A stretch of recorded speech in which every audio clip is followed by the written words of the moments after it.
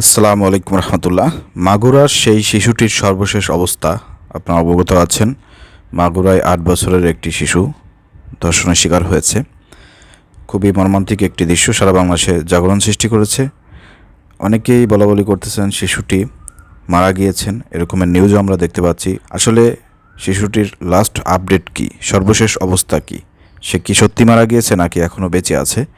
তো এই বিষয়টি আজকে আপনাদেরকে জানানো হবে। যারা ভিডিওটি ওপেন করেছেন আপনাদেরকে অনুরোধ করব ভিডিওটি সম্পূর্ণ দেখান, তাহলে সর্বশেষ আপডেট আপনি জানতে পারবেন। নিউজ করেছেন কালবেলা মাত্র 15-16 মিনিট আগে। তারা যেটা বলেছে, মাগুরায় বোনের বাড়িতে বেড়াতে গিয়ে ধর্ষণের শিকার শিশুটি ঢাকার সম্মিলিত সামরিক হাসপাতালের সিএমএইচ পেডিয়াট্রিক বিভাগের নিবিড় পর্যবেক্ষণ কেন্দ্রে আইসিইউতে চিকিৎসাধীন। চিকিৎসকরা বলেছেন শিশুটির জ্ঞান ফেরেনি, তার অবস্থা অস্থিতিশীল ও সংকটাপন্ন, তাকে সর্বোচ্চ চিকিৎসা দেওয়া হচ্ছে। শিশুটির চিকিৎসায় সিএমএসের প্রধান সার্জনের নেতৃত্বে 8 জন বিশেষজ্ঞ চিকিৎসক নিয়ে বোর্ড গঠন করা হয়েছে।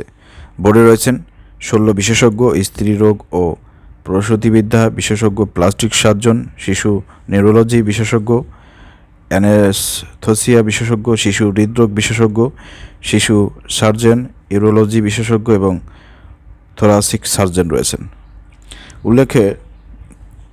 উল্লেখ্য গত বৃহস্পতিবার 6 মার্চ বোনের শ্বশুরবাড়ি মাগুরা শহরে নান্দোয়ালি এলাকায় বেড়াতে গিয়ে বোনের শ্বশুর হিটু শেখ 50 এবং এর লালসার শিকার হয়ে শিশুটি। ওই দিন বেলা 11টার দিকে অচেতন অবস্থায় শিশুটিকে মাগুরা 250 শয্যা বিশিষ্ট হসপিটালে নিয়ে আসেন বোনের শাশুড়ি। পরে শিশুটির মা হাসপাতালে যান। ওই দিন দুপুরে উন্নত চিকিৎসার জন্য তাকে ফরিদপুর মেডিকেল কলেজ হাসপাতালে পাঠানো হয়। সেখান থেকে বৃহস্পতিবার রাতেই পাঠানো হয় ঢাকা মেডিকেল কলেজ হাসপাতালে। শুক্রবার 7 মার্চ রাতে শিশুটির শারীরিক অবস্থার অবনতি হলে তাকে লাইফ সাপোর্টে নেওয়া হয়, তারপর তাকে সিএমএসে নেওয়া হয়। বোর্ডের একজন চিকিৎসক গণমাধ্যমকে জানিয়েছেন, শিশুটির যৌন অঙ্গে ক্ষত রয়েছে। গলায় বড় ক্ষত ও অন্য জাতীয় কিছু দিয়ে শিশুকে ফাঁস দেওয়া হয়েছিল এবং বুকে প্রচণ্ড চাপ দেওয়া হয়েছিল। মস্তিষ্কে অক্সিজেন সরবরাহ কমে গেছে। বুকের উপর চাপ দেওয়ায় ফুসফুসের যেসব জায়গায় বাতাস থাকার কথা সেসব জায়গায় বাতাস ঢুকে গেছে। রোববার 9 মার্চ সকালে বুকে অস্ত্রোপচার করে অতিরিক্ত বাতাস বের করার জন্য টিউব বসানো হয়েছে। অক্সিজেন স্বল্পতায় মস্তিষ্ক ক্ষতিগ্রস্ত হয়েছে, এই কারণে খেঁচুনো হয়েছে। ওই চিকিৎসক বলেন, শিশুটি এখনও অচেতন, মস্তিষ্কের ক্ষতি কমাতে ওষুধ দেওয়া হয়েছে, এখন কিছুই নেই, তবে রক্তে সংক্রমণ অনেক বেশি। শিশুটির রক্তচাপ ধরে রাখা যাচ্ছে না। সব মিলিয়ে শিশুটির অবস্থা অস্থিতিশীল ও সংকটাপন্ন। এদিকে ধর্ষণের ঘটনায় গ্রেপ্তার শিশুটির দুলাভাই ও দুলাভাইয়ের বাবাসহ 4 জনকে রিমান্ডে নেওয়া হয়েছে। রোববার 9 মার্চ রাত 12টার দিকে Magura chief judicial magistrate Mohammad Abdul মতিনের আদালতে শুনানি শুরু হয়। পুলিশ আসামিদের 10 দিনের রিমান্ড আবেদন করলে আদালত 1 নম্বর আসামি হিটু শেখকে 7 দিন এবং সজীব হোসেন, রাতুল শেখ ও জাবেদা বেগমের 5 দিন করে রিমান্ড মঞ্জুর করে।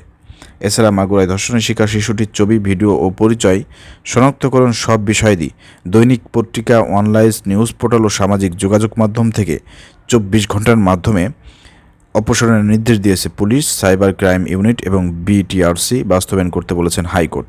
সে সঙ্গে প্রিন্ট মিডিয়া ও সোশ্যাল মিডিয়ায় যারা ভিকটিমের ছবি নাম প্রকাশ করেছে তাদের বিরুদ্ধে 3 কার্যদিবসের মধ্যে নারী ও শিশু নির্যাতন দমন আইনে 14 ধারা অনুযায়ী ব্যবস্থা নিতে নির্দেশ দেওয়া হয়েছে। 2 আইনজীবী ব্যারিস্টার মাহসিব হুসাইন ও হামিদুল্লাহ মেজবা তাৎক্ষণিক এ বিষয়ে রিট করলে গতকাল রোববার বিচারপতি ফারাও মাহবুব ও বিচারপতি দেবাশিস রায় চৌধুরীর সমন্বিত গঠিত হাইকোর্ট বেঞ্চ এই নির্দেশ দেন।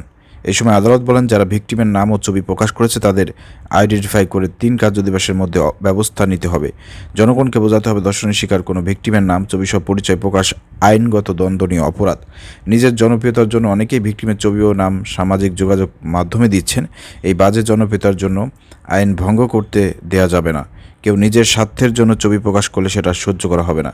এই সময় আদালত আইনজীবীদের উদ্দেশ্যে বলেন, আপনারা লিখিত বক্তব্য আবেদন আকারে এনেছেন, এতে ভালো হয়েছে, নয়তো আমাদের স্বপ্রণোদিত হয়ে আদেশ দিতে হতো। মূলত আমাদের আদালত কাজ হলো বার্তা দিয়ে মানুষকে জানাতে হবে নারী ও শিশু নির্যাতন দমন আইনের 14 ধারা অনুসারে ধর্ষণের শিকার নারী ও শিশুর নাম, পরিচয় ও ছবি প্রকাশ শাস্তিযোগ্য অপরাধ। এই ধারাটির প্রচারের কাজ করতে হবে। আদেশ শেষে আদালত মন্তব্য করেন, এত বড় অবিচার অন্যায়ের বিষয়ে আমাদের বলার কোনো ভাষা নেই। এই ঘটনা হয়তো আমরা থামাতে পারিনি, তবে ঘটনার পরের ঘটনা থামাতে কাজ করতে পারছি।